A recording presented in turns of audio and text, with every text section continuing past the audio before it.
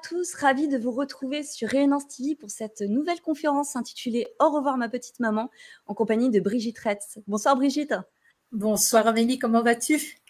Très bien Brigitte, ravie que tu aies répondu oui à l'invitation que je t'ai lancée après avoir vu ton témoignage sur la chaîne Gaïa qui m'avait beaucoup émue puisque tu y relatais les contacts que tu as avec ton défunt fils Mathieu et tous les enseignements que tu as reçus de sa part. Ça m'a beaucoup touchée, ça m'a beaucoup émue.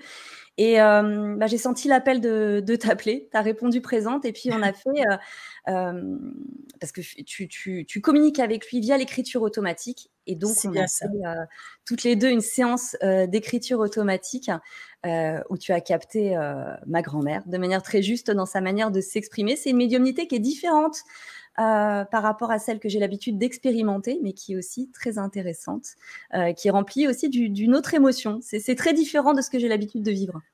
C'est vrai qu'on me dit souvent effectivement que ce qui se passe dans les messages que je transmets, c'est très différent.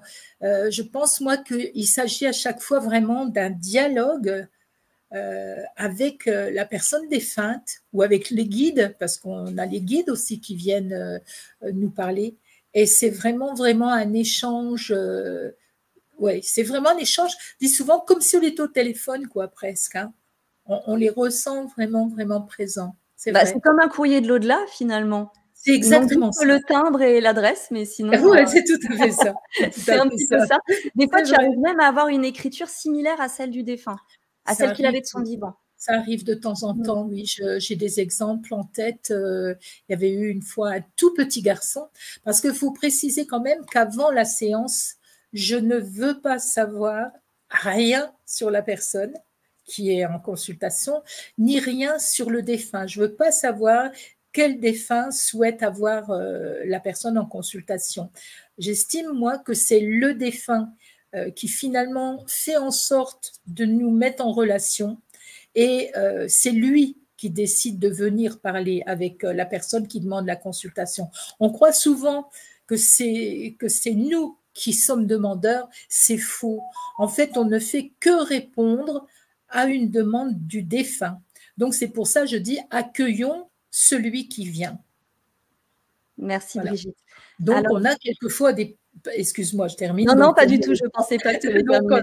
J'avais une fois où j'avais un assez jeune monsieur, oui, un assez jeune homme. Je ne savais pas qui il voulait. Et en fait, ma main a écrit vraiment d'une façon toute petite, très scolaire, vraiment une belle écriture, très soignée. Les marges étaient parfaites et tout. Et donc, moi, je comprends que je captais un petit garçon.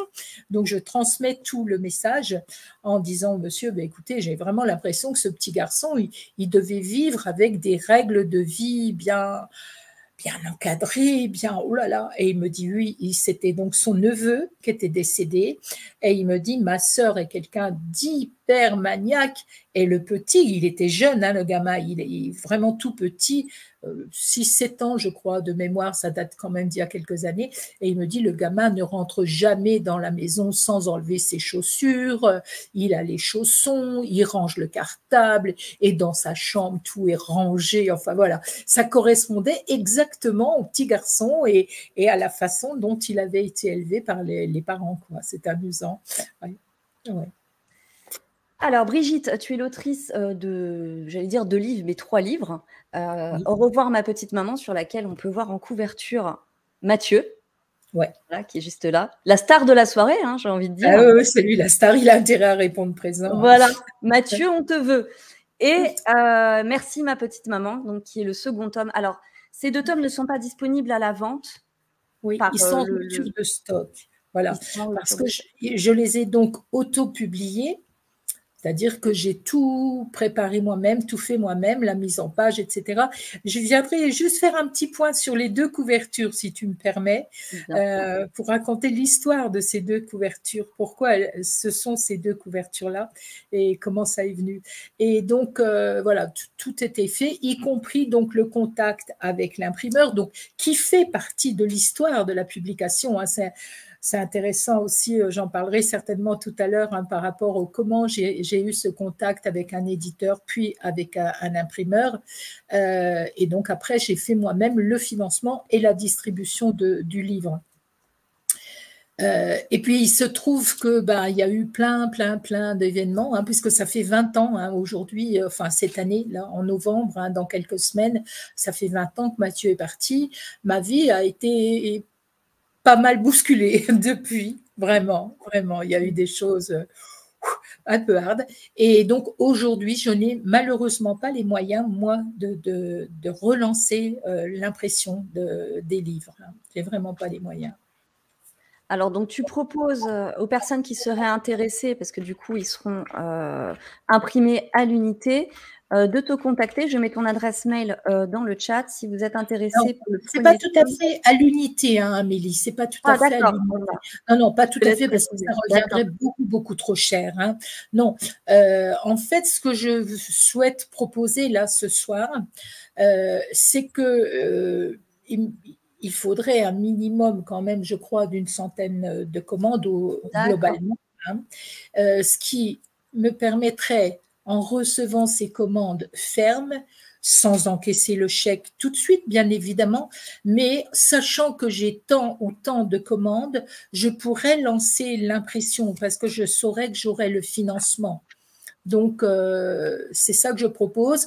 Ça demandera quelques semaines de délai, puisque bien sûr, il faut que je relance la commande, il faut qu'il l'imprime, il faut que je le reçoive, que je les expédie. Mais enfin, voilà ce que je propose plutôt. Hein. D'accord. Alors, Ça marche. En tout sachant cas, que... j'ai mis ton adresse mail dans le chat. Donc, si vous êtes intéressé, super, n'hésitez pas super. à contacter Brigitte. On peut peut-être parler du prix tout de suite quand même, peut-être après tout. Ah écoute, si tu veux, avant qu'on attaque, puisqu'on y est. Alors en fait, donc le livre, là, je ne peux pas changer le prix. Hein, il est à 15 € de mémoire, parce que ça date, mais je crois qu'il est à 15 €. Et l'expédition, c'est 5 €. Ouais. Voilà. D'accord, ça nous revient à 20 Donc €. voilà, alors, pour la commande, il faudrait m'envoyer un chèque de 20 € qui ne sera donc encaissé que quand j'enverrai le livre, hein, que ce soit bien clair avec les personnes qui voudraient le commander. Pas d'arnaque avec Brigitte. Ça, Non. Oh non, j'ai trop à cœur justement de diffuser ce livre parce que il est très fort. Hein, il le mérite, il le mérite. Moi, ouais, du coup, je l'ai lu. Hein. Vous savez bien que je vous présente jamais un livre sans l'avoir lu et sans l'avoir aimé. Et il est vraiment fabuleux, tant il est puissant. Alors déjà, sur la relation que tu entretenais avec Mathieu, sur ton récit de vie, hein, finalement, sur la manière dont il t'a accompagné après. Mais ça, on va y revenir tout au long de la conférence de ce soir. Et surtout, sur les concepts, les enseignements que Mathieu te donne depuis l'au-delà, où on sent que votre relation a pris une nouvelle tournure, même si elle reste au fond la même. Voilà, mais ça, on va en parler. Et avant de rentrer dans le vif du sujet, j'aimerais lire quelques lignes de l'introduction de Revoir ma petite maman, le tout début, parce que je le trouve, je la trouve absolument magnifique. Dans toute vie humaine, les événements heureux ou malheureux se succèdent, s'enchaînent et nous conduisent sur notre chemin. La naissance de mon fils Mathieu a été et restera jamais le bonheur de ma vie. Il est convenu de dire que la perte d'un enfant est pour une maman la plus insupportable des épreuves. J'ai vécu cette épreuve, mais depuis son départ, Mathieu m'a donné toutes les raisons de supporter son absence et d'être heureuse. Au fil des jours, des mois, j'ai appris énormément de choses. J'ai appris à comprendre le nouveau langage de Mathieu, et j'ai admis ceci. Il existe différentes sortes de langage par les signes, comme le langage des sourds-muets ou le braille pour les aveugles, mais il y en a des tas d'autres. Et nous pouvons apprendre à les déchiffrer. Pourquoi ne pas accepter d'apprendre à déchiffrer le langage de l'au-delà ? J'ai appris que Mathieu ne me disait que ce qu'il pouvait et comme il pouvait. J'ai cessé de l'interroger. Je reçois ce qu'il me donne et je lui fais confiance. Je me suis souvent posé la question de savoir pourquoi cela nous arrivait à nous, son départ et la communication. Un seul mot suffit à expliquer tout, accepter. Cela ne s'est pas fait en un jour. Les doutes, les questions, les refus, l'espoir, les pleurs m'ont conduite jusqu'à Jean Dérault, l'éditeur de ce livre. Merci Mathieu de m'avoir guidée vers ce chemin de l'espérance. Merci. Alors, j'aimerais saluer également toutes les personnes qui sont dans le chat. Donc, Jessie alias Lilou, qui je pense te dira quelque chose. Safia Oumed, Cédric et Alexandra Gabriel. Voilà, merci d'être avec nous ce soir. Alors Brigitte, on l'a compris, tu communiques par écriture automatique avec Mathieu, mais comment ça se passe exactement? Est-ce que tu l'entends? Est-ce que ça t'est suggéré? Comment ça se manifeste? Alors, en fait, Au sens strict, je n'entends pas. Je n'entends pas de voix. Mais je sais ce que je dois écrire. C'est-à-dire qu'au moment où je prends mon crayon, les mots qui se forment sur la feuille, je ne sais pas s'ils sont juste avant que je les écrive ou juste après. C'est instantané, mais je n'entends pas. Mais je ne choisis pas les mots. Ça coule, ça coule. Je maîtrise pas ma main, ça coule. Tu vois, c'est peut-être le meilleur mot. Ça coule de source. On va dire ça comme ça coule de source. D'ailleurs, à tel point que pour certaines personnes qui savent que je peux aussi faire ça, je n'écris même plus les messages. Je les transmets vraiment verbalement. Ce qui fait que c'est encore plus rapide et il n'y a pas du tout le frein de la lenteur de ma main. Parce que la plupart du temps, ma main ne va pas aussi vite que le message qui vient. Donc, il y a eu des circonstances. J'ai été bloquée il y a 2 ans. J'ai été bloquée pendant presque 6 mois à devoir rester allongée sur mon dos. J'avais un problème assez sérieux de colonne vertébrale. Et donc, je me disais, mais il n'y a pas, il faut que je continue à donner ces messages. Et je me suis dit, ben, je vais le faire verbalement puisque je ne pouvais pas me mettre assise pour écrire. Donc, et c'est là où j'ai découvert que je pouvais aussi les transmettre, les canaliser comme ça. Et pour certaines personnes, c'est comme ça que ça se passe. D'accord. Est-ce qu'avant le décès de Mathieu, tu croyais en la vie après la mort? Alors, je n'étais pas du tout dans ce domaine, du tout. Je ne connaissais pas de médium. Une fois de temps en temps, j'allais voir une voyante parce que je voulais savoir si j'allais enfin devenir riche et enfin rencontrer l'amour. Mais en ce qui concerne, non, vraiment l'au-delà, le contact défunt, tout ça, j'ignorais tout de ça. Vraiment, j'ignorais tout ça. J'ignorais totalement.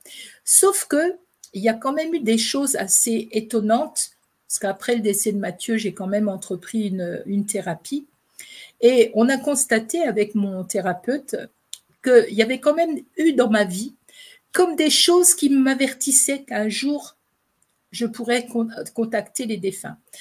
Et je vais donner les 2 exemples. Mon premier job, j'ai travaillé dans un journal gratuit.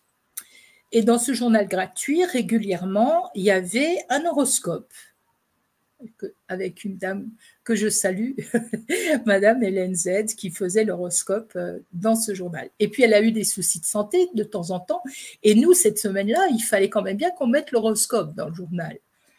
Alors, je l'avoue, là, je vous le dis, en fait, c'était moi qui rédigeais l'horoscope. Vraiment, pure invention, mais je rédigeais l'horoscope. Et puis, il y a eu une autre fois, très, très amusante, j'habitais dans les Ardennes encore, et puis j'avais une amie dans l'Aisne, et puis on traversait toutes les deux des fortes galères. Et comme des sottes, on avait le peu d'argent qu'on avait, on le dépensait dans des sites de voyance, justement, espérant trouver de l'aide, etc. Et donc, on s'était mise dans des situations financières complètement débiles. Et à un moment donné, je lui dis, mais écoute, je vais te la faire, moi, ta vaillance. Et je vais vous faire l'accent que j'utilisais à cette époque-là. Je disais, je suis Madame Marouska. Et je vais vous dire que vous allez rencontrer l'amour. Et donc, avec mon thérapeute, on s'est dit, c'était quand même curieux d'avoir eu ces deux petites choses-là, comme si ça voulait déjà dire qu'un jour ou l'autre, il y aurait quelque chose pour moi avec l'au-delà, avec ce monde invisible. Mais autrement, voilà, c'était tout ce que j'en savais. Je ne connaissais, non. Et puis, non seulement je n'étais pas de ce milieu, je n'avais aucune connaissance, mais je me suis toujours gardée, et même encore aujourd'hui, je me garde d'aller lire trop de choses dans ce domaine-là. Je ne veux pas avoir d'influence par d'autres médiums. Ah oui. Je ne veux pas trop chercher. Je veux rester... voilà, je veux rester avec juste ce qui c'est pas de la prétention, je ne prétends jamais que je connais la vérité et tout, mais c'est comme si je voulais pas être influencée par des choses que je lirais, que je découvrirais. D'accord. Est-ce que pour toi, ces communications, est-ce que c'est le choix finalement de vos 2 âmes, d'avoir arrêté quelque part le parcours et de pouvoir être en communication pour que tu aides aussi d'autres personnes par la suite? Ou est-ce que c'est une forme, alors je mets de grosses guillemets, hein, mais de consolation de l'au-delà? Comment tu le Non, vois, toi? non, non, c'est vraiment, vraiment, d'ailleurs, tout à l'heure, tu as évoqué le fait que je m'étais posé cette question, pourquoi lui et Mmh. moi, pourquoi ça? Pourquoi ces événements-là? Et en fait, un jour, Mathieu m'a clairement expliqué qu'en réalité, avant de s'incarner, chaque âme sait la mission qu'elle veut venir accomplir sur Terre. Donc, en fonction de cette mission, elle va chercher là où elle doit s'incarner pour avoir les meilleures chances possibles de pouvoir réaliser sa mission.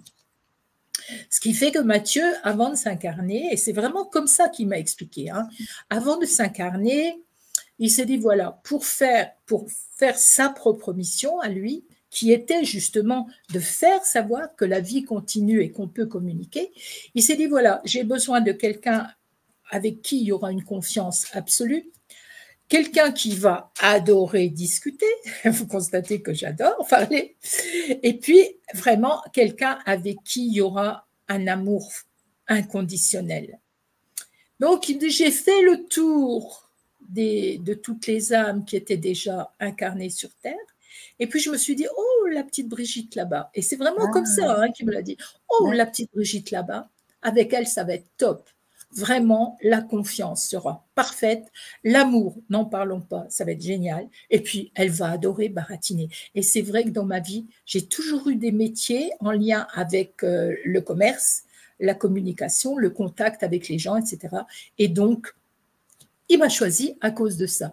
Et donc, d'accord. après, on a vécu donc des choses particulièrement difficiles. Hein, tant que Mathieu était sur Terre, le parcours n'a pas été facile le temps qu'on était ensemble. C'était vraiment compliqué.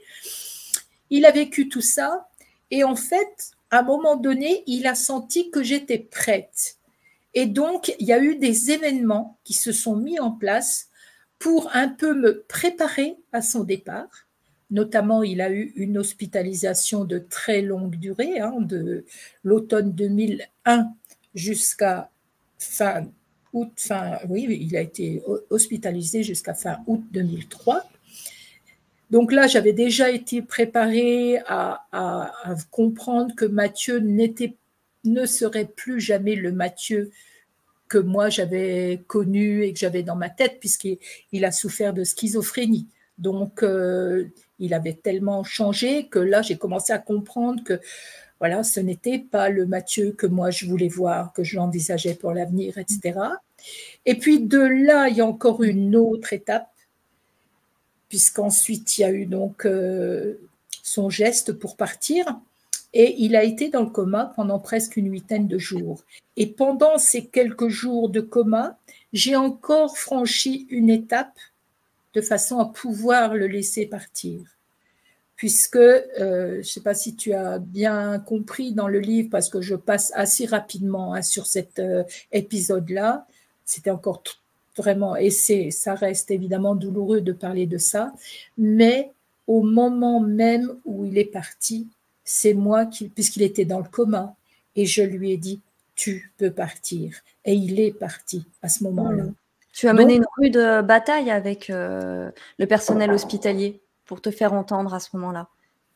oui, parce que en fait, moi, je disais aidez-le à partir parce que le geste que Mathieu avait fait, hein, puisque il a marché sur une ligne de chemin de fer jusqu'à temps qu'il soit percuté par le train.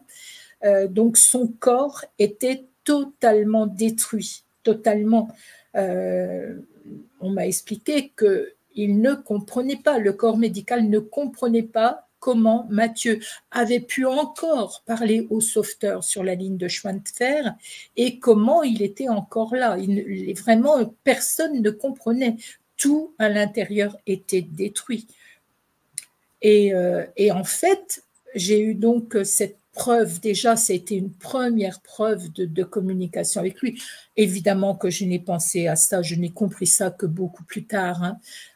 Mais en réalité, Mathieu avait encore besoin de me montrer certaines choses et il avait besoin, à mon avis, d'entendre que j'étais prête et que je le laissais partir. Alors, quand j'explique ça, et en particulier à des parents qui ont un enfant qui est dans le coma ou quelqu'un qui a un proche qui est dans le coma, je leur dis surtout, comprenez bien ceci. Si vous avez un enfant qui veut partir à l'autre bout du monde, vous savez que vous allez être une éternité sans pouvoir le rencontrer.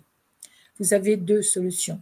Soit vous allez pleurer toutes les larmes de votre corps en l'emmenant à l'aéroport, vous vous lamentez, vous lui reprochez de partir, vous lui dites c'est pas possible, je verrai rien de toi, je vais pas savoir ce que tu fais, je vais pas savoir si tu as rencontré quelqu'un, si tu as des enfants, je les connaîtrai pas. Enfin bref, on peut lui faire tous les reproches qu'on veut et puis se lamenter tout le temps. Ou bien on peut lui dire écoute, ça me déchire. Vraiment, c'est une horreur de te voir partir parce que je ne sais pas quand est-ce qu'on va se revoir, mais je sais que tu veux partir, que tu dois partir. Tu dois aller faire ce que tu as à faire, donc tu dois aller là-haut. Ok, on va être une éternité sans se voir.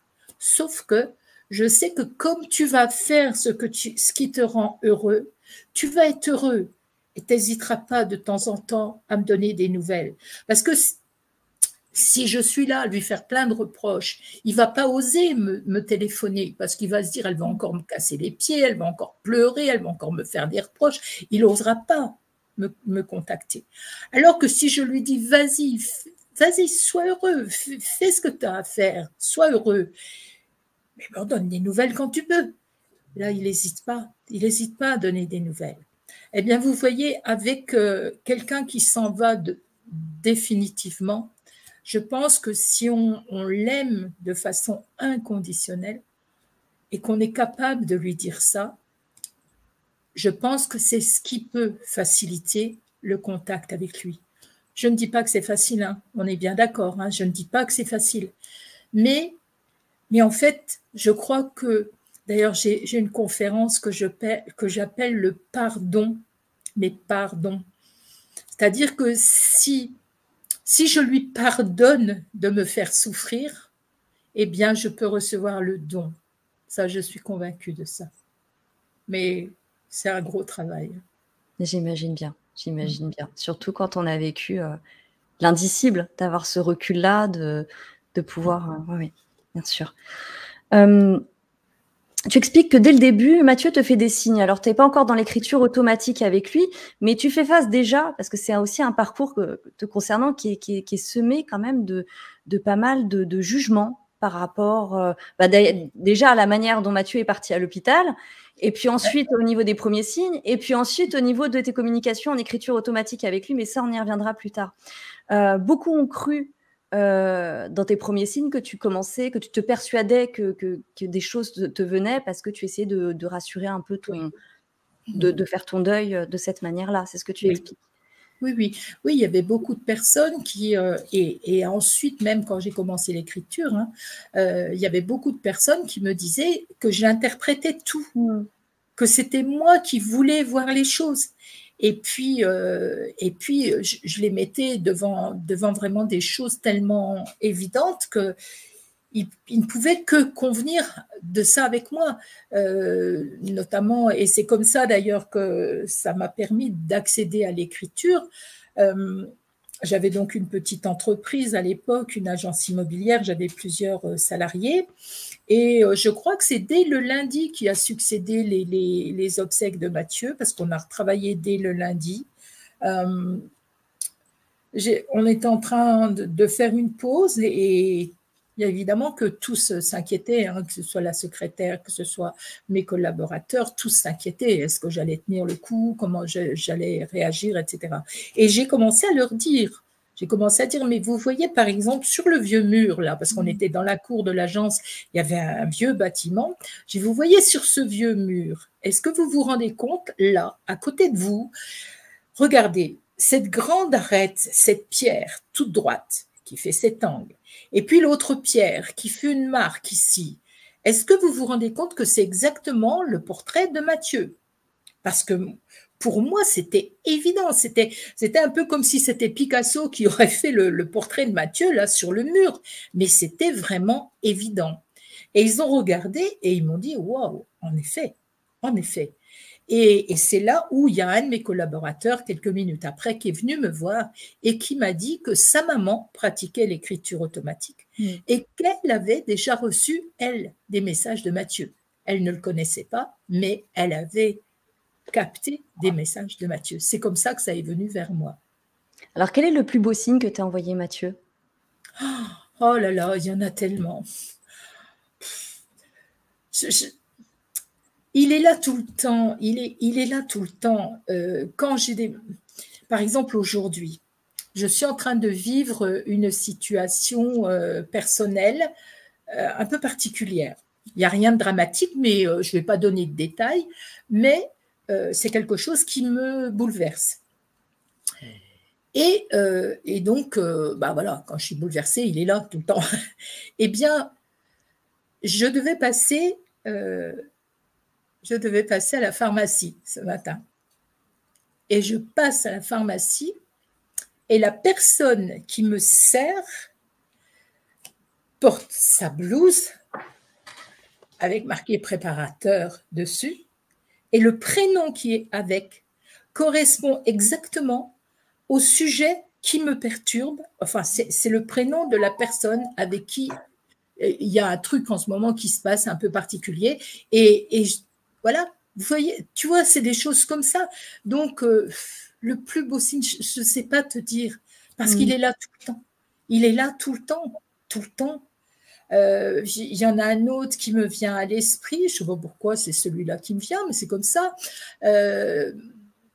Quelque temps après le décès de Mathieu, mon père était également hospitalisé à Charleville-Mézières, dans les Ardennes, et je ne sais pas si tu le sais, ou enfin si les personnes qui sont là le savent, Charleville-Mézières, c'est la ville de Rimbaud, d'Arthur Rimbaud, le poète.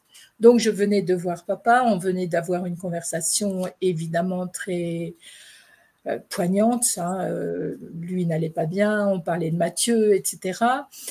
Et je remonte dans ma voiture, on était à l'automne, je remonte dans ma voiture et sur mon pare-brise, avec la buée, les gouttelettes ont fait le dessin, le portrait d'Arthur Rimbaud.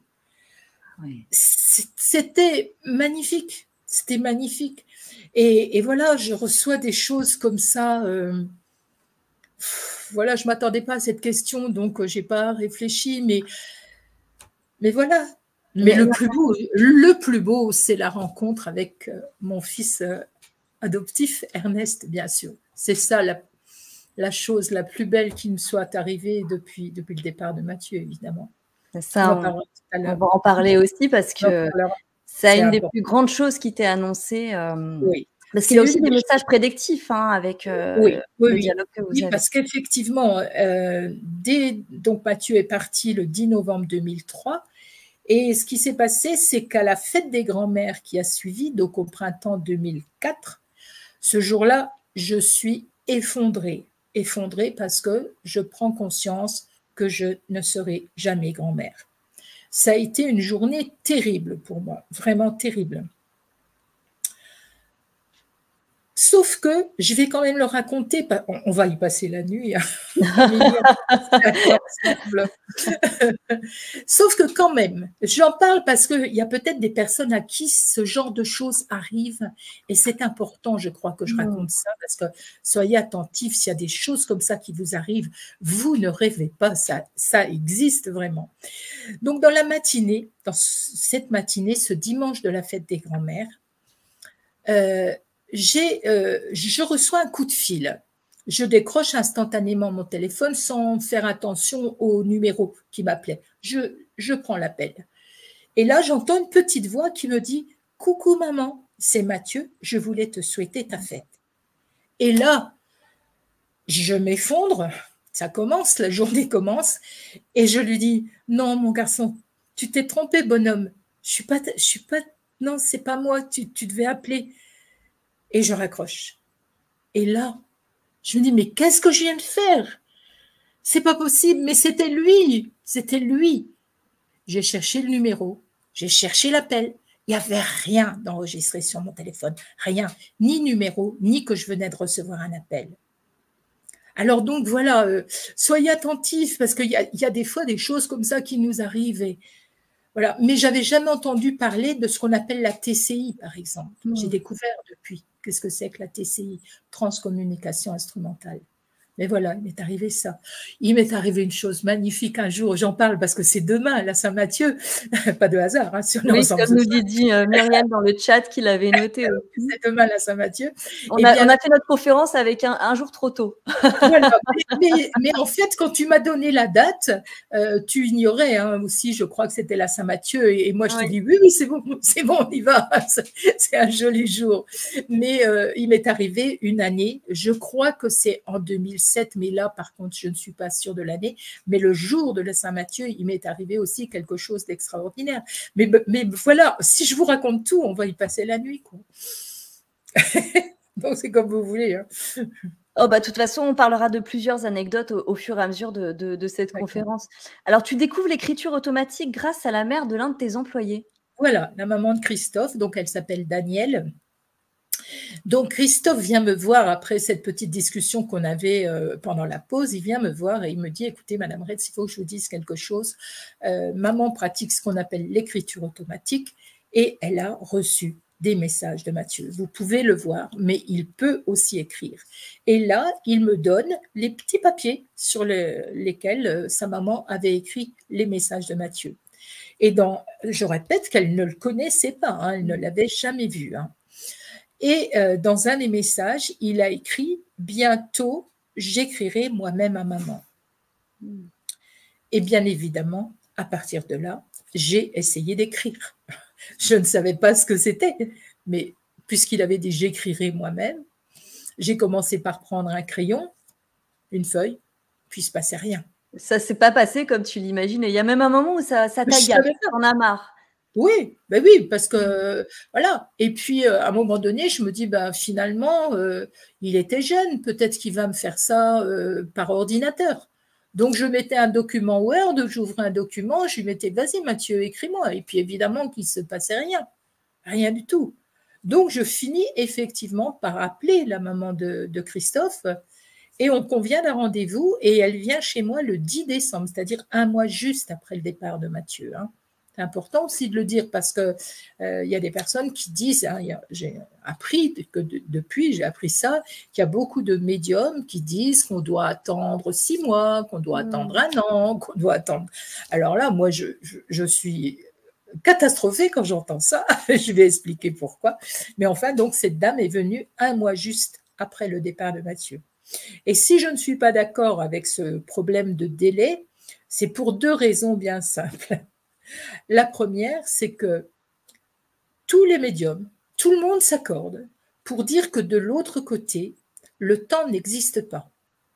Donc, comment un défunt saurait-il qu'il a attendu le délai légal? Comment il saurait qu'il a attendu 6 mois, qu'il a attendu 1 an? Enfin bref, comment? Puisque pour lui, le temps n'existe pas. Donc, ça n'a pas de sens, la première chose.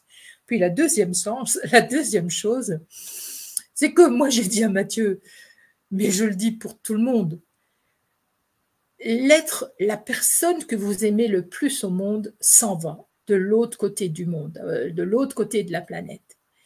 Est-ce que vous ne croyez pas que la première chose que cette personne a envie de faire quand elle arrive à destination, est-ce que son premier réflexe, c'est pas d'appeler sa maman, d'appeler son père, d'appeler les grands-parents, d'appeler ceux qui l'aimaient pour leur dire « Hey, je suis bien arrivé, tout va bien, ça y est, laissez-moi m'installer, mais tout va bien. » Je ne comprendrais pas, moi, je ne comprendrais pas que le défunt ne fasse pas ça. Amélie, je vais être très impolie, mais il faut que je te demande une petite minute. J'ai un chat et il est en train de faire la pantomime à côté de moi parce qu'il vient me réclamer pour sortir. Oh, bah dis donc, désolée, mais les chats sont des princes. Ah mais oui, il faut. Donc je reviens. Juste une seconde. Merci. Il n'y a aucun souci, Brigitte. Il n'y a aucun souci.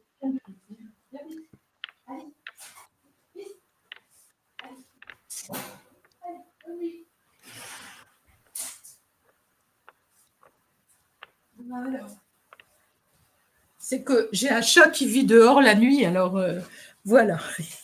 Pardon, merci. Non, mais ils n'aiment pas quand c'est fermé ou Ah ben, faut puis toujours que ce soit il ouvert. vit dehors presque 24 heures sur 24, donc Puis voilà. quand on ouvre la porte, ils sont plus contents et Oui, quand on oui, la ferme, ils voilà, sont pas contents non plus. Alors bon, mais très bon, c'est bien. des princes comme je disais, on leur C'est pardonne. fait. Oui, oui, oui, c'est lui le chef.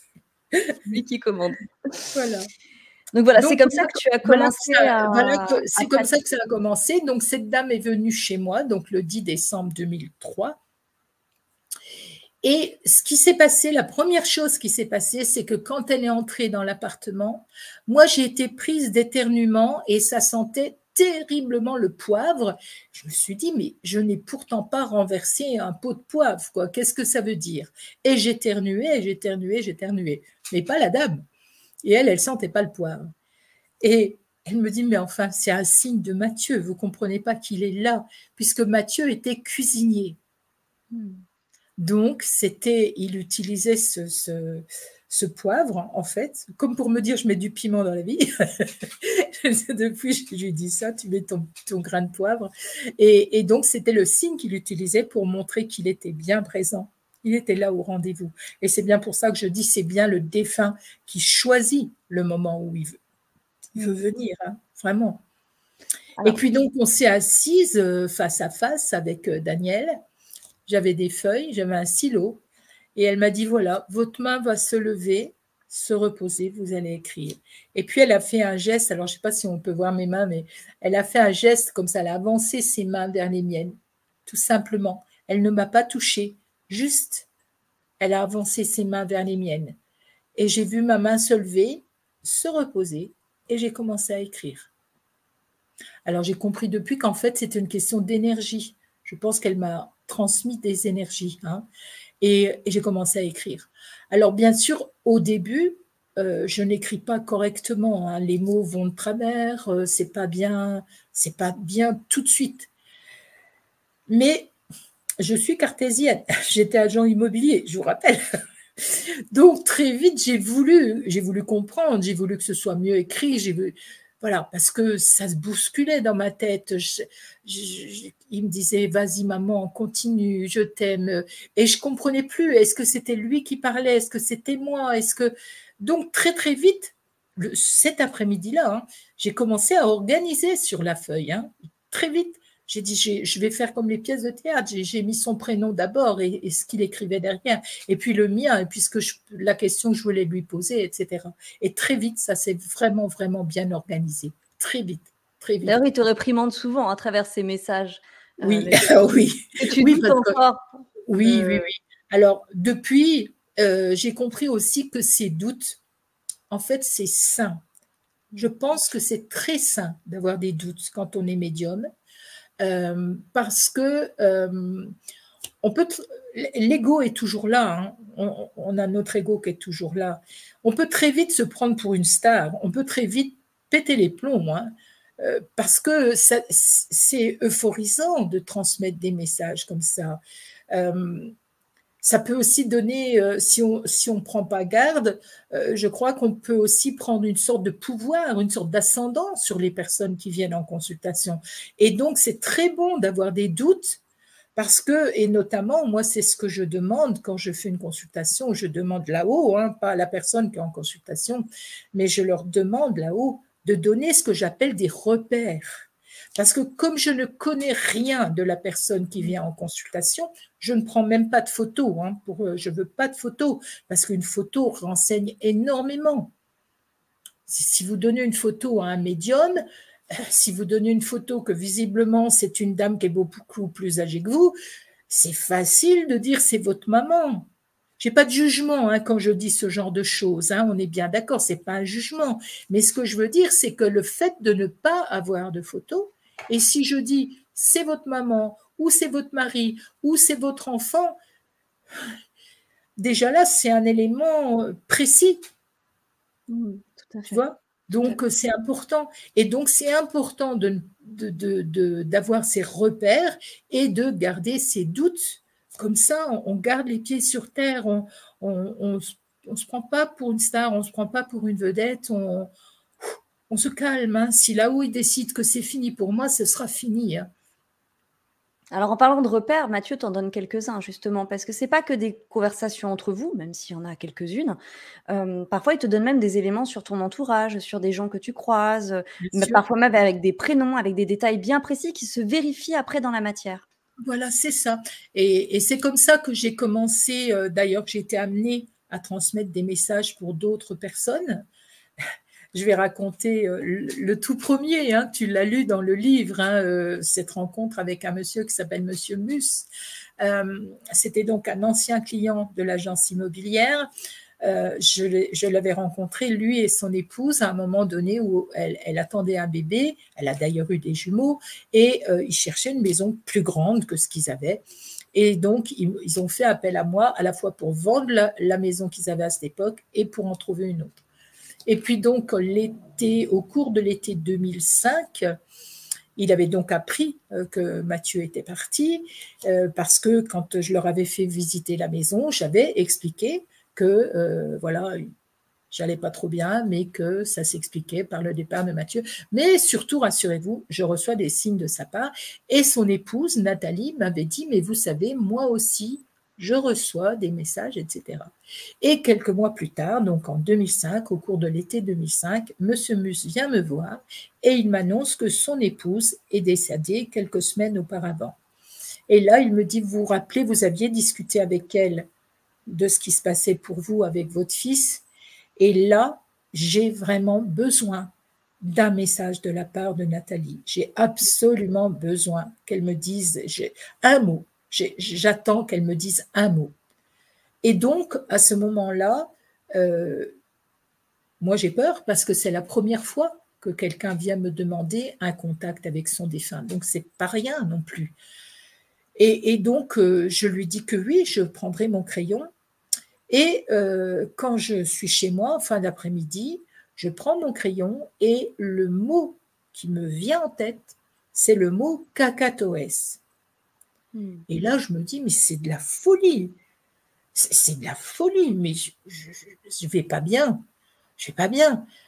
Cette femme-là qui est décédée, pourquoi elle dirait cacatoès à son mari, quoi? Ça n'a aucun sens.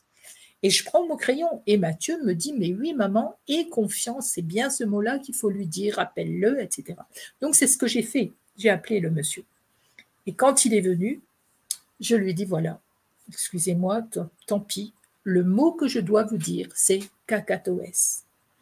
Alors, évidemment, ce n'est pas le mot qu'il attendait, hein. Je vous dirai après ce qu'il attendait, mais ce n'était pas ce mot-là. Mais il me dit, allez-y, Brigitte, continuez. Je sais que c'est Nathalie qui vous a contacté parce que tout simplement, chez nous, on avait un perroquet, ce que j'ignorais, hein, je ne savais pas du tout ça. On avait un perroquet, donc le cacatoès, vous savez, c'est un perroquet, et 8 jours, je crois que c'est 8 jours juste avant le décès de Nathalie, le cacatoès s'était enfui de chez eux et il ne l'avait jamais retrouvé. Donc lui, il avait compris que c'était vraiment un signe précis. Et là, il me dit, allez-y, continuez. Et je prends mon crayon et alors je ne vais pas vous raconter tout le message, mais effectivement, il me donne là encore des éléments. Enfin, je te dis, toute la nuit, on va parler, toute la nuit. Mais vous lirez dans le livre, vous lirez dans le livre ce qui s'est passé avec ce monsieur, quoi. Tout à fait. Tu reçois encore une fois beaucoup de jugements et de conseils sur ta manière de communiquer avec Mathieu. Et même des fois, tu es un peu apeurée parce qu'on te dit: «Fais gaffe, c'est peut-être une autre âme qui finalement a pris le lead» ou Oui, on te parle même de choses encore moins gaies, on va dire, hein, qui oui. t'effraient et qui te remettent beaucoup en question dans tes communications avec lui. Oui, il y a eu même un passage très délicat pour moi l'année dernière. Et non, il y a 2 ans déjà. Je ne sais même plus. Non, c'est l'année dernière, en septembre. Il y a eu un passage très délicat où là, oui, je me suis vraiment, vraiment remise en question et où vraiment, je me suis dit, qu'est-ce que ça veut dire? Qu'est-ce qui se passe? J'avais donné une conférence dans une ville dans l'est de la France. Et d'ailleurs, c'est très amusant qu'on soit ensemble ce soir parce que je suis avec Rayonnance. Et en fait, le nom de l'association qui m'avait reçue, c'est Rayonnance. Et cette association, donc, voilà, m'invite à venir. C'était la 2e fois d'ailleurs que je venais faire une conférence. Donc, je donne ma conférence et en 2e partie, je transmets des messages dans la salle. À mon sens, et au sens de certaines personnes qui en ont témoigné pour moi, les messages étaient vraiment précis. Il y avait eu notamment un papa qui avait perdu son fils de suicide aussi, et il avait reçu des éléments vraiment très, très précis. Bref, la conférence se termine et il était convenu que je reviendrais cette année au printemps pour une deuxième conférence, une deuxième partie concernant cette conférence. Mais quelques semaines après la conférence, la responsable m'appelle et me dit: Brigitte, je suis désolée, je dois annuler la conférence parce que j'ai eu plusieurs personnes qui étaient là cet après-midi-là. Plusieurs personnes ont considéré que tes messages, ça n'allait pas, c'était pas précis. Donc là, j'ai vraiment accusé le coup et vraiment, je me suis remise en question. J'ai accepté, bien évidemment, sa décision. Je ne pouvais pas faire autrement. J'allais quand même pas argumenter, etc. Mais bon, bref. Mais j'ai vraiment eu des doutes, enfin, j'ai vraiment eu peur et je me suis vraiment, vraiment remise en question. Et je me suis dit, mais c'est pas possible. Il y a pourtant des éléments précis. Les personnes à qui j'ai transmis des messages ces jours-là avaient eu, elles, ces repères. Mais j'ai compris une chose, c'est que quand je transmets un message d'un défunt, à toi par exemple, tu as eu ton message, tu as compris qu'il s'agissait bien de ta grand-mère, tu as eu des éléments de repère. Mais quelqu'un qui lirait ton message ou qui l'aurait entendu en conférence pourrait considérer que finalement, c'est des mots assez faciles à dire, c'est finalement des choses assez banales. Sauf que pour toi, parce que le message à toi qui s'adressait ce jour-là, eh bien ce message était clair et net. Mais quelqu'un qui est à côté de toi, qui ignore tout de ta vie, et cette personne-là ne peut pas être touchée par ce message-là, ne comprend pas. Et donc trouve que le message n'est pas bon. C'est d'ailleurs pour ça que je me suis attachée depuis quelque temps à recopier certains messages sur mon site pour montrer aux gens qu'est-ce que c'est que les messages que je transmets. Parce qu'effectivement, c'est pas, je crois pas, c'est pas des messages communs, me semble-t-il. En tout cas, c'est des messages, en tout cas pour ce qui me concerne moi, qui sont très représentatifs de la personnalité et de l'expression du défunt, même dans les termes, dans la manière dont il nous appelle. Il y a aussi du prédictif dedans. Oui. Donc, à un moment, quand l'événement arrive… Tu as déjà vu des choses arriver par rapport à ce qui s'est… Oui, ça c'est en cours. Voilà. Donc voilà. Hein. Donc ça rassure aussi quelque part un petit peu. Ça donne, enfin, c'est pas que ça rassure, disons que ça donne encore quelque chose de supplémentaire. Voilà, c'est pas la chose à attendre d'une consultation défunt, évidemment. Pas du tout. Mais du coup, ça apporte quelque chose à cette communication écrite. Tout à fait. Et d'ailleurs, je pense que le sens de ces contacts avec les défunts, c'est le défunt vient pour aider la personne qui est en consultation. C'est ça le but. Donc, bien sûr, parler du passé, parler du présent, c'est pas mal.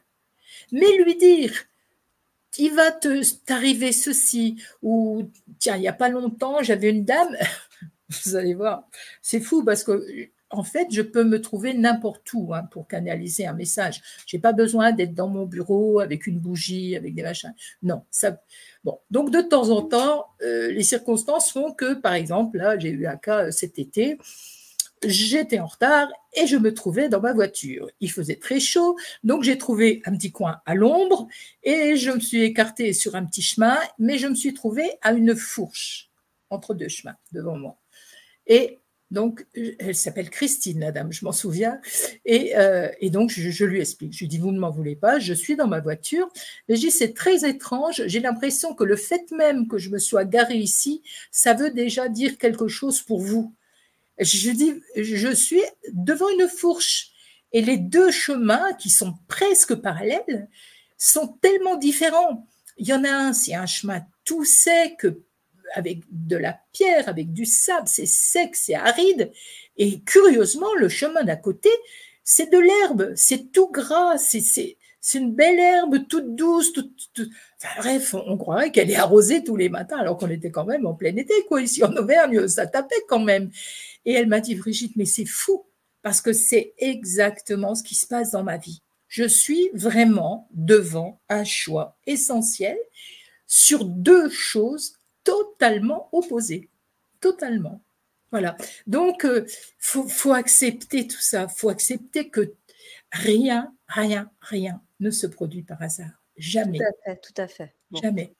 Même si je tiens à rappeler que le prédictif n'est pas synonyme de qualité, hein. C'est important de le redire au niveau de la consultation. Voilà, c'est pas forcément quelque chose qu'il faut attendre dans une bonne consultation médiumnique.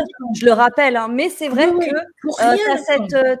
tu as cette facilité-là, en tout cas dans la manière dont tu transmets les messages, qui est toujours cette petite touche en plus. Voilà. Oui, mais c'est pas moi à proprement parler, parce que ce qui se passe dans la consultation, ce que je dis, ce qui se passe, comme là, garé devant cette fourche, etc., ça fait partie de tout ce que je dois transmettre. Tout à fait. Tout à fait. Chacun a un peu sa spécialité, finalement. Voilà. Il y a des formes de spécialité. Voilà, moi je comprends ça. Quand je suis devant ce chemin, je comprends que je ne suis pas arrivée là par hasard et que je dois le dire à cette dame.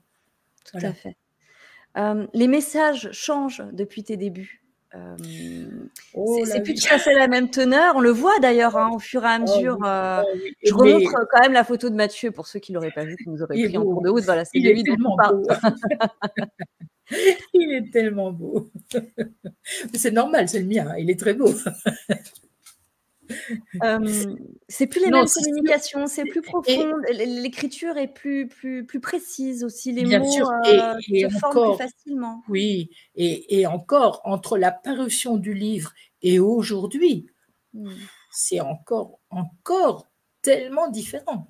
Tellement. Et c'est merveilleux. Mais c'est merveilleux. Alors, il fait souvent référence au fait qu'il grandit. Oui. Il y a souvent ça.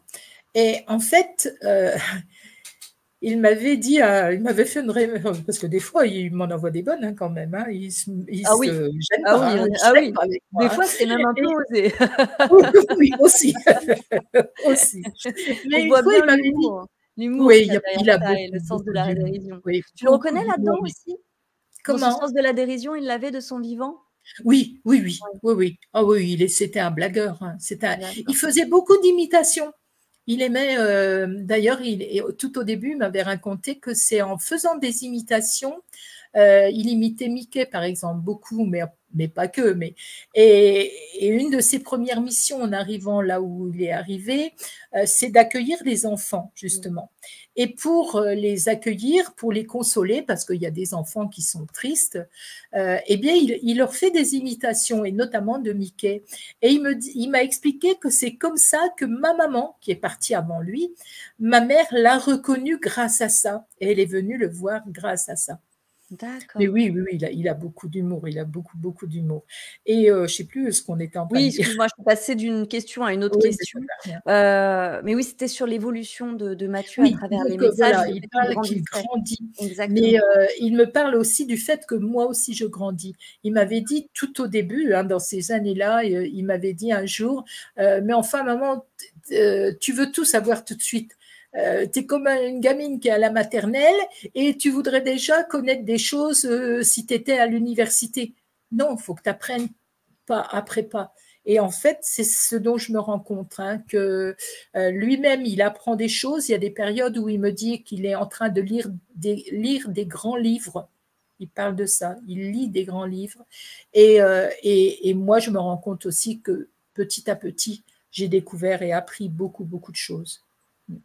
Mais justement, on parlera de tous ces enseignements après en lisant quelques passages et puis tu nous diras justement un petit peu ce qu'il en est. J'ai oublié la question que je voulais te poser après ça. Oui, parlons d'Ernest. Eh oui, parlons d'Ernest. Eh oui. Alors Ernest, donc, il faut reprendre quand même un petit peu au début de la communication avec Mathieu, puisque tu parles de prédiction. Mathieu m'avait annoncé dès le début de l'année 2004, justement par rapport à la fête des grands-mères, il m'avait annoncé que j'irais en Afrique, que j'irais précisément au Cameroun. Il a été très précis. Il me disait que j'irais au Cameroun et que c'est là que je rencontrerai ma vraie famille et que je rencontrerai des enfants et que j'en aurai des enfants et des petits-enfants. Alors, à cette époque-là, avec ce message-là, ces messages-là, parce qu'il y est revenu plusieurs fois, moi, j'ai supposé que, comme beaucoup de mamans endeuillées, j'allais un jour ou l'autre faire partie d'une association et que je m'investirais peut-être pour une association d'aide d'enfants en Afrique. Et régulièrement, il revenait sur ce sujet et il me disait, lui, de créer ma propre association, à laquelle il m'a suggéré le nom, et que j'ai trouvé ça fabuleux, puisque le nom donc le nom de l'association, c'était Tam Tam, et il m'avait bien expliqué comment ce nom était venu. C'était Mathieu, Math, et en verlan. Tu parlais de son humour, donc oui, il parlait quelquefois en verlan, et en verlan, ça faisait Tam, et il avait fini en me disant, tu les entends, maman, les Tam Tam pour l'Afrique. Donc voilà comment est né le nom de l'association, Association Tam Tam. Et donc régulièrement, il me secouait à ce sujet-là, mais j'avais des problèmes sérieux avec mon entreprise que j'avais démarré quelques mois seulement avant son décès. Et donc moi, je me focalisais sur le boulot et je me disais, il faut absolument que je sorte cette entreprise de l'ornière, il faut que je gagne des sous avec cette agence, et puis quand j'aurai suffisamment gagné d'argent, j'aurai enfin du temps pour me consacrer à cette association. Donc je ne faisais rien pour l'association et je ne connaissais aucun Africain, aucun Camerounais ou Camerounaise, et je ne me rapprochais pas du tout de ce milieu-là. Et puis, je me faisais donc régulièrement secouer de la part de Mathieu. Et puis, le livre est paru, j'ai commencé à faire des conférences, et comme j'étais originaire des Ardennes, mais que je vivais dans l'Aisne, je pars faire une conférence dans les Ardennes. Il y a des articles qui paraissent dans le journal local et qui expliquent qui explique ce que je viens de faire et qui explique que je mets en vente le livre Au revoir ma petite maman, que je le mettais en vente au profit de cette association. Je fais ma conférence et de retour dans l'Aisne, en début de semaine d'après, je reçois un appel d'une dame qui se présente, Léopoldine, et elle me dit, voilà, je suis d'origine camerounaise, mariée avec un Ardennais, et on a un orphelinat au Cameroun et on est effectivement toujours confronté au problème de l'eau, puisque Mathieu m'a incité à m'occuper de l'eau au Cameroun. Et elle me dit, voilà, j'organise un voyage humanitaire en début d'année suivante. Est-ce que vous êtes intéressé pour venir avec moi et parler de votre projet pour l'eau, etc.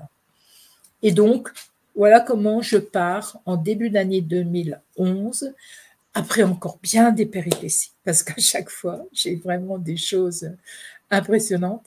Et je pars en début d'année 2011 au Cameroun.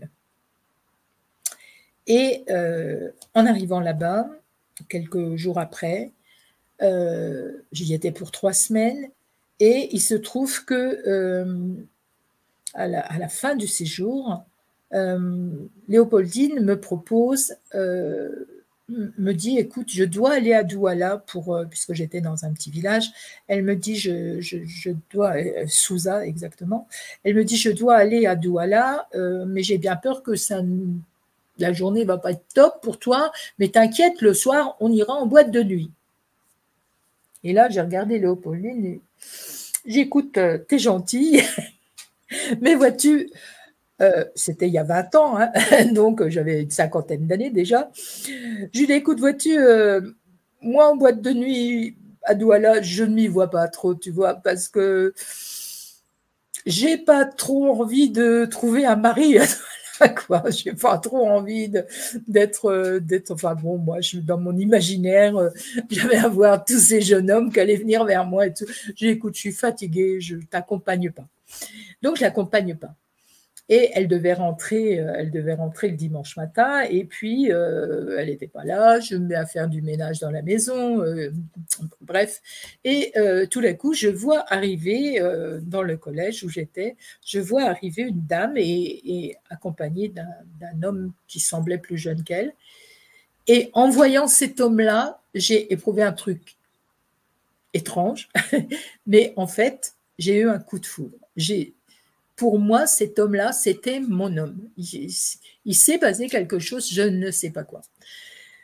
Et donc, voilà, je fais leur connaissance et effectivement, donc Serge, puisqu'il s'appelle Serge, Serge accompagnait sa tante et il venait me prévenir que Léopoldine ne rentrerait que le lendemain soir et que comme j'allais encore avoir une journée seule au collège le lundi, enfin, il y avait les gamins, mais autrement, moi, voilà, j'allais encore être là, pas savoir quoi faire dans le collège.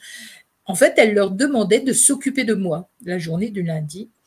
Et on se met d'accord qu'ils viendront me chercher et qu'ils iront me promener pour voir toutes les cultures. Parce que voilà, j'étais curieuse de voir comment ça pousse les papayes, les ananas, etc. Voilà. Bref, on convient de ça pour le lundi. Serge vient tout seul. On vit ce qu'on a à vivre, mais toujours est-il que j'apprends qu'il est papa d'un petit garçon qui n'a pas 2 ans et qu'il élève seul ce petit garçon.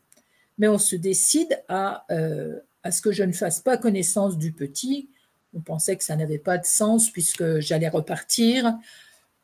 Contre toute attente, je ne devais pas revenir, ou en tout cas, quand, comment, on ne savait pas. Bref, je ne fais pas connaissance d'Ernest ce jour-là, le petit garçon. Et quand Serge me raccompagne à l'aéroport quelques jours après, il me dit de toute façon, dans 1 mois, tu seras là. Je dis Serge, c'est impossible parce que de une, financièrement, là pour venir, ça a déjà été plus que difficile pour moi. En plus, maintenant, je suis salariée puisque j'avais perdu mon entreprise entre-temps et j'avais retrouvé un travail salarié. Je dis donc là, mon patron m'a accordé ce congé parce qu'il connaît mon projet d'association et tout, mais là, il ne va pas, dans 1 mois, me redonner des congés, quoi. C'est pas possible. Et de toute façon, comment je refinancerai un 2e voyage, quoi. Il me dit, si, dans 1 mois, tu seras là. Et 1 mois après, jour pour jour, à la même heure, je remettais les pieds sur le sol camerounais.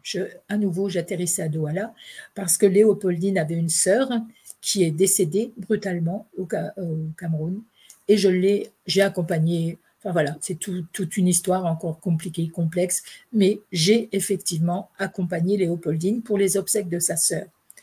Et là, donc, Serge vient nous chercher à l'aéroport.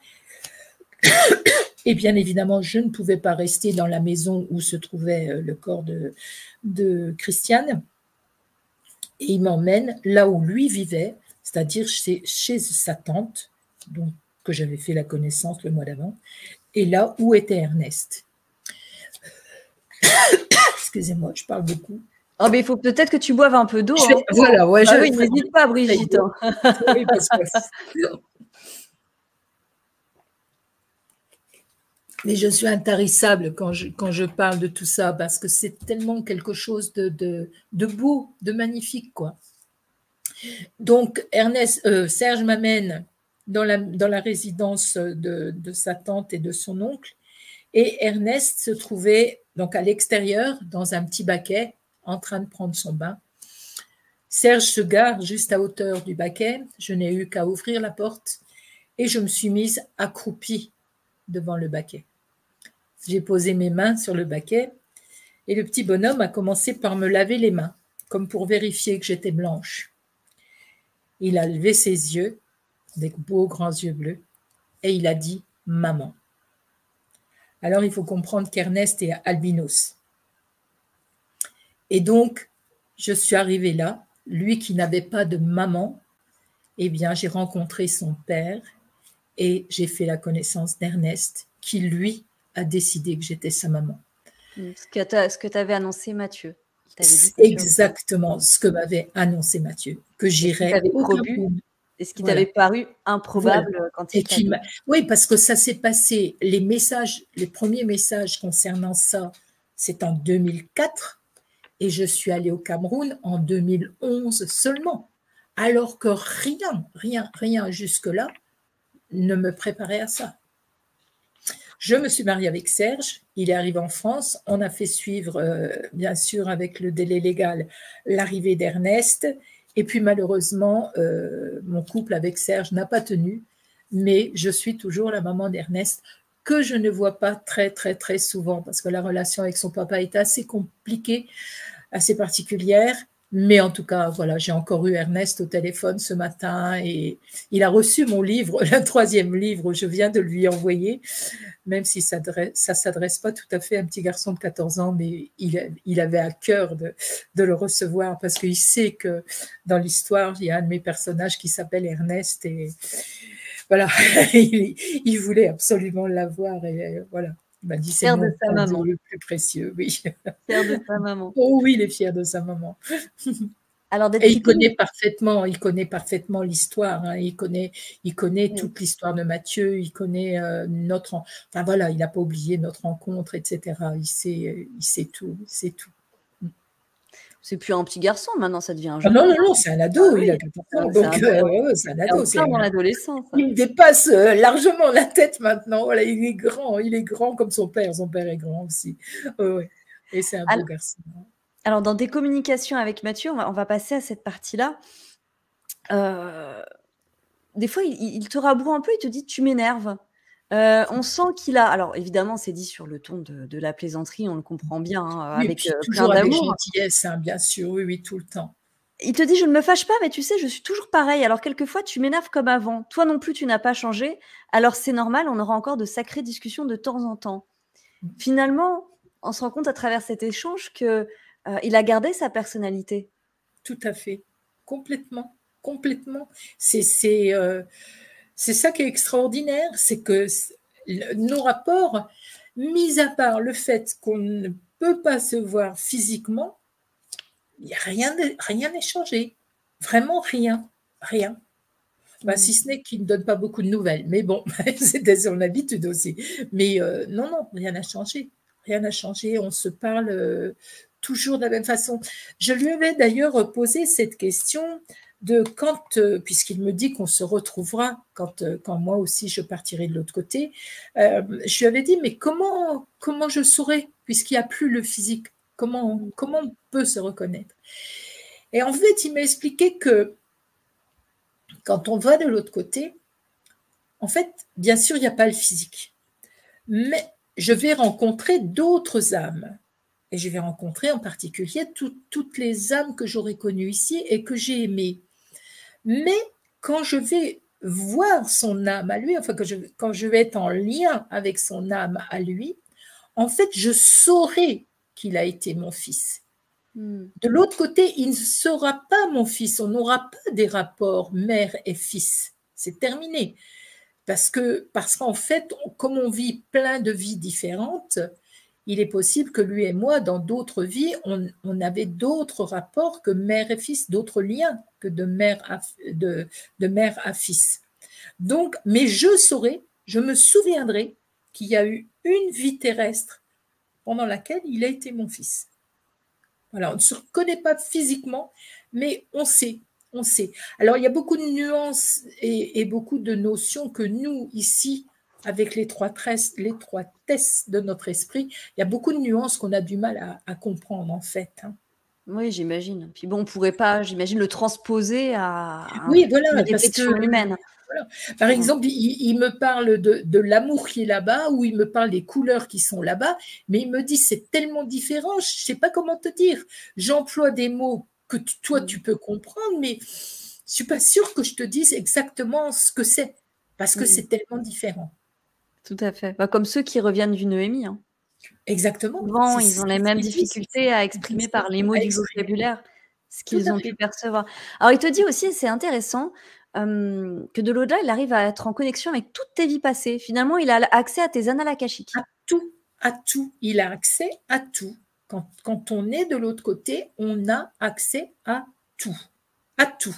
Donc, si je voulais savoir, ce qui n'est pas le cas, hein, je n'ai pas cette curiosité-là, mais si je voulais l'interroger sur j'ai vécu quoi, il pourrait m'expliquer tout ce que je veux en fait, tout ce qu'il est autorisé à me dire. Autorisé à te dire. Il y a des choses, Autorisé il à te me dire, dit, je reviens, tu n'as pas le tout ce droit qu'il de est te autorisé. communiquer.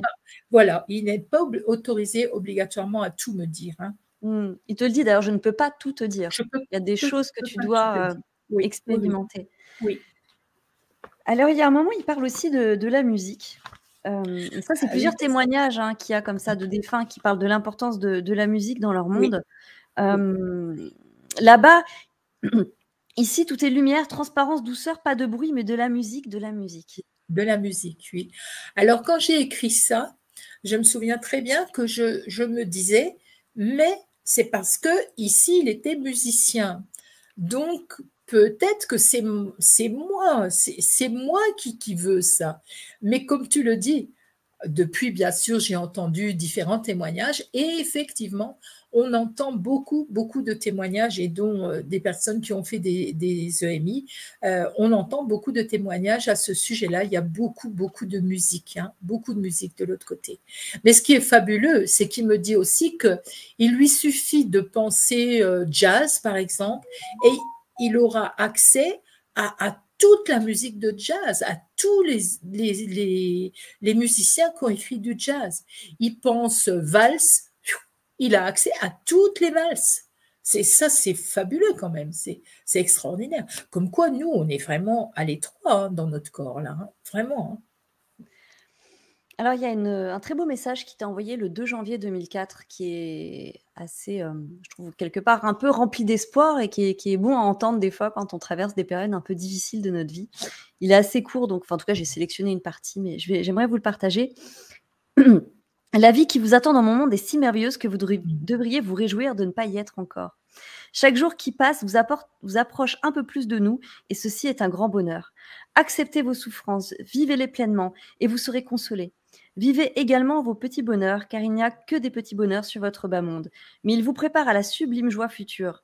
Ne doute pas, maman, je suis bien là, mais tu te poses trop de questions et tu crois que je peux répondre à tout ça librement. Quelquefois, je laisse libre ton esprit pour qu'il t'éclaire sur tes questions, et toi, tu finis par croire que c'est toi qui écris, mais c'est faux.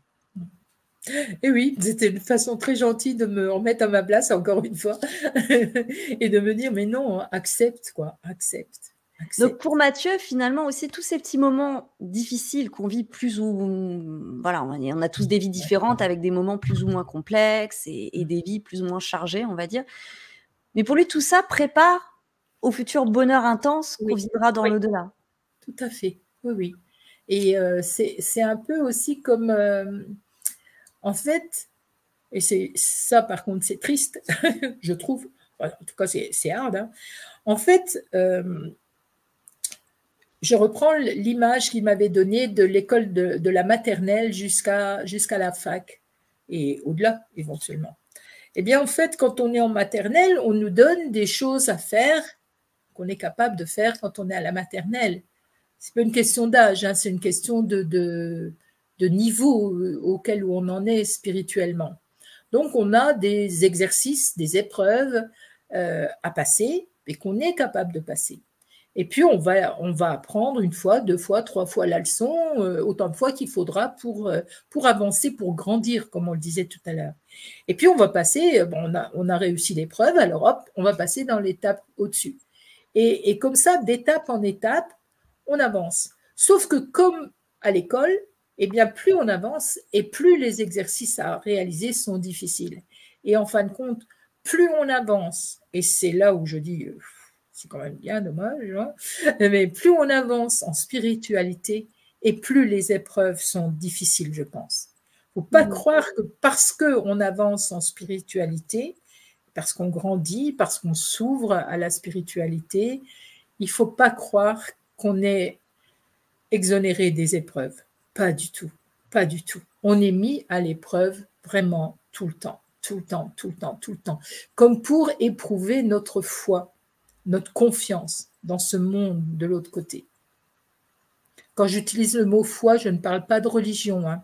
Je parle bien de confiance dans ce qui se passe de l'autre côté, dans cette force d'amour qui est de l'autre côté. Alors, il y a un sujet qui est souvent mis sur la table, c'est celui du suicide et de la manière dont sont considérés les défunts dans l'au-delà. Ouais. Justement, Mathieu t'en parle de ça.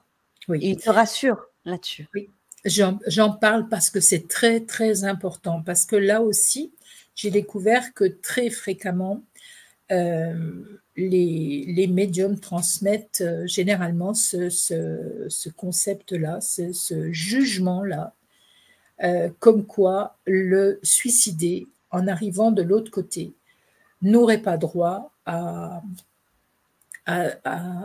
au bonheur, n'aurait pas droit à cet amour qui se trouve de l'autre côté, etc. Et donc, moi, j'insiste là-dessus, et c'est pour ça que je veux vraiment témoigner, et c'est pour ça que je pense qu'il est important que mon livre soit diffusé. C'est pas parce que c'est le mien, c'est parce qu'il y a ce message-là par rapport aux suicidés. C'est qu'en fait, ça n'a rien à voir. Le jugement, justement, on évoquait tout de suite, j'évoquais un peu la religion, ça c'est du jugement par rapport au suicide. Mais en fait, je reprends l'histoire de Matthieu, âme désincarnée, sait qu'il veut revenir sur Terre pour accomplir une certaine mission. Donc il sait qu'à un moment donné, il sera prêt à repartir. Donc Matthieu m'a choisi, il a mené sa mission, et à un moment donné, il dit c'est bon, j'ai tout réuni les éléments, tout est bien encadré, tac, tac, tac, je peux y aller, je peux m'en aller, elle est prête. Oui, mais comment je fais pour partir? Parce que je suis en bonne santé, parce que je ne conduis pas, donc je ne vais pas avoir d'accident de voiture. Comment je peux bien y arriver? Parce qu'il faut que je m'en aille. Il le faut. C'est le moment. Il faut que j'aille continuer à travailler là-haut, moi. Comment je fais? Eh bien, tout simplement, il a trouvé ce moyen-là. Il s'est suicidé. Point. Il a quitté son corps de cette façon-là parce qu'il ne pouvait pas faire autrement. Il ne pouvait pas. Il avait peu de maladies qui allaient l'emmener. Il conduisait pas. Il avait quand même assez peu de chances de partir d'un accident. Enfin, donc voilà, c'est suicidé. Point final. Il a mis son corps de côté et au revoir, je pars, je vais de l'autre côté. Donc c'est très... Enfin, je donne peut-être l'impression de parler légèrement de cette chose-là, mais c'est vraiment pour enlever cette culpabilité qu'on pose sur le... Parce que faut quand même bien se rendre compte que quand un médium dit votre enfant qui s'est suicidé n'a pas le droit au bonheur de l'autre côté, mais est-ce qu'il se rend compte de ce qu'il dit aux parents, quoi? Est-ce que ce médium est conscient de ce qu'il fait supporter aux parents? Comment on peut dire ça à des parents, quoi? Parce que c'est faux. De toute façon, c'est faux. C'est faux. Hein, je devrais peut-être pas parler comme ça parce que je vais m'attirer des foudres de tas de médiums, mais tant pis. Tant pis. Non, il y en a de plus en plus qui en parlent, justement, qui s'expriment voilà. Sur le sujet. C'est une question qu'on pose régulièrement sur Rayonnance TV. Oui. La question, avec des médiums et justement la question du suicide et le point de vue des défunts sur la question. Parce que c'est terrible parce que imaginez tous ces parents qui se disent oh là là, mon fils, il est dans le bas astral, mon Dieu, mais vous vous rendez compte, c'est terrible. Un enfant qui se suicide, c'est qu'a priori, déjà, il y avait quelque chose, enfin, un enfant ou un adulte d'ailleurs, hein, quelqu'un qui se suicide, on lui trouve déjà plein de raisons terrestres pour justifier ce suicide. C'était un mari qui était cocufié, c'était quelqu'un qui buvait, c'était quelqu'un qui avait eu des soucis avec les parents, qui étaient violents, ceci ou cela, ou il avait subi du harcèlement ici, du harcèlement là. Donc déjà, il a vécu une vie terrestre vraiment glauque.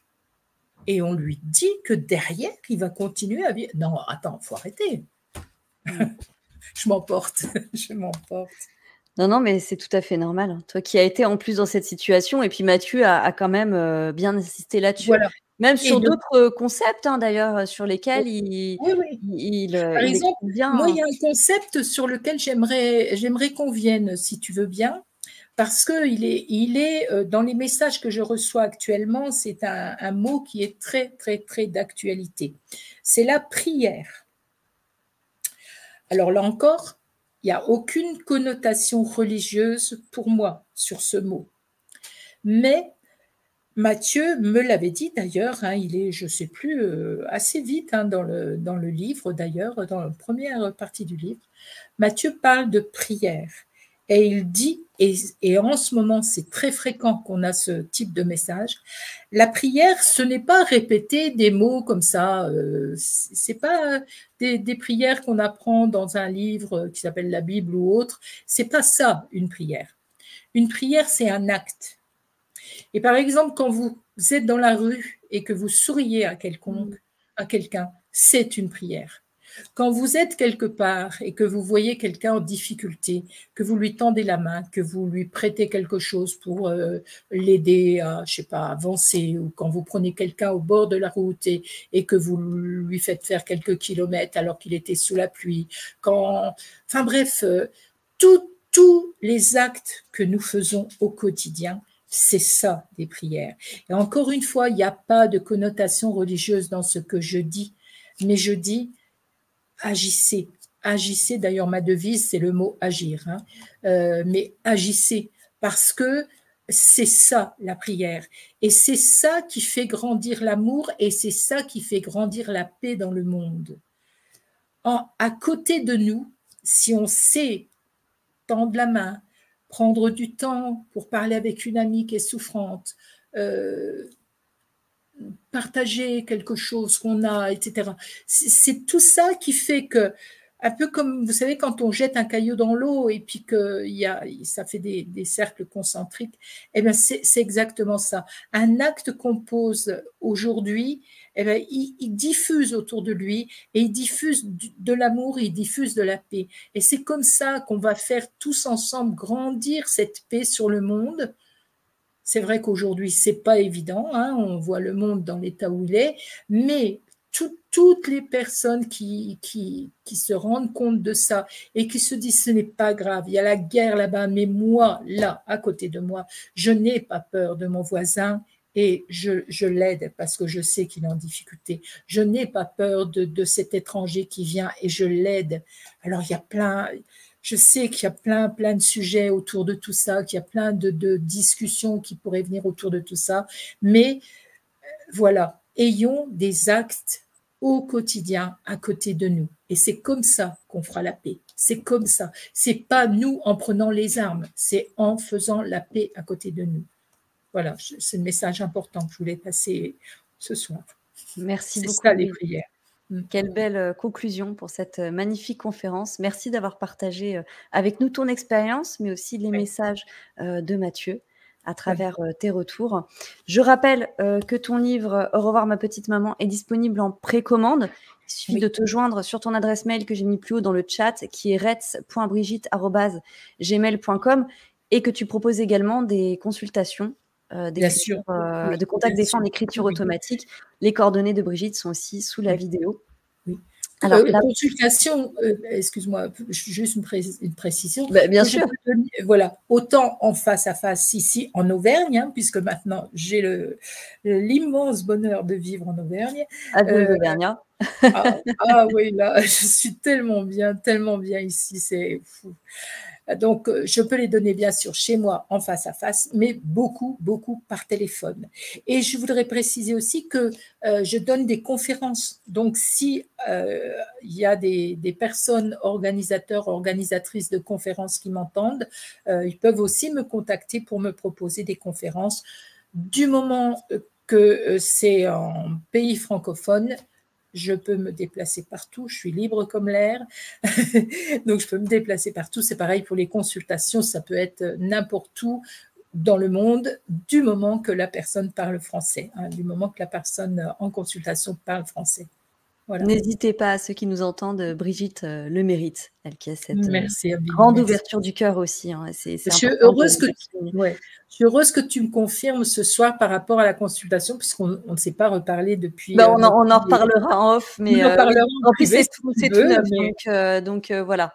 donc On en super, parlera. je suis vraiment contente d'entendre ça. Tu m'expliqueras si Je tu veux bien. t'expliquerai tout Et ça, puis Gilles. si tu veux bien, tu me feras, comme je demande aux personnes que j'ai en consultation, n'hésite pas à me faire un message sur mon compte Google, hein, parce que ça fait du bien pour D'accord, sur le c'est compte moi qui Google, écrirai ça le fait du message cette référencement. fois-ci. Oui, ça fait monter le Avec plaisir. référencement, ça fait du Oui, bien. Et oui, c'est vrai, pour c'est toi et important. aussi pour tous les autres. Parce que c'est Bien vrai sûr, qu'on pense pas bien sûr. forcément, quand il y a quand on vérifie quelque chose ou quand on est heureux d'une consultation, des fois, on n'a pas forcément pour habitude de laisser un message et c'est Oui, important c'est pour les important. professionnels parce que pour moi, vous êtes quand même des professionnels, hein, des Voilà. antennes Et oui, professionnelles de bien l'au-delà. sûr, C'est bien important sûr. de soutenir quand on est ravi, quand on est content, quand c'est pas une remarque, qui n'est pas constructive, Oui, n'hésitez pas à oui. mettre un petit message. Et c'est important pour des personnes qui cherchent un médium, Tout à parce que fait. le fait qu'il y ait des témoignages, ça peut aider quelqu'un qui est en détresse, qui est en deuil, voilà, ça peut l'aider à s'orienter vers tel ou tel autre médium qui ressent qu'il peut être celui qui va lui donner les bonnes réponses, le bon contact, quoi. Donc oui, c'est important d'en témoigner. Merci Brigitte. Quant à Mais nous, on se merci à toi. retrouve, enfin c'est avec Anatole que vous serez le 22 septembre, donc vendredi, en compagnie de Marie Le Pennec pour une conférence intitulée «Comment les êtres stellaires peuvent nous accompagner au quotidien, plus réponse à vos questions». Ce sera une conférence totalement interactive. Merci beaucoup Brigitte. Mais merci à toi, Amélie. J'ai été très longue, je parle beaucoup, mais j'ai tellement à dire. Et merci vraiment C'était intéressant, c'était très de intéressant. relayer tous ces messages de tous ces médiums c'est très important, très important. Merci à toi. Merci à Avec plaisir. Rayonnance. Et puis demain, on pensera tous à Mathieu pour la Saint-Mathieu. Oui, Saint-Mathieu, j'espère qu'il nous fera des belles blagues encore demain, Voilà, qu'il vous fera signe d'une façon ou d'une autre. je vous embrasse Merci. et je vous dis à très bientôt sur J'embrasse Rien Amélie et j'embrasse tout le monde. Merci d'avoir été là. Merci. Bonne soirée à tous.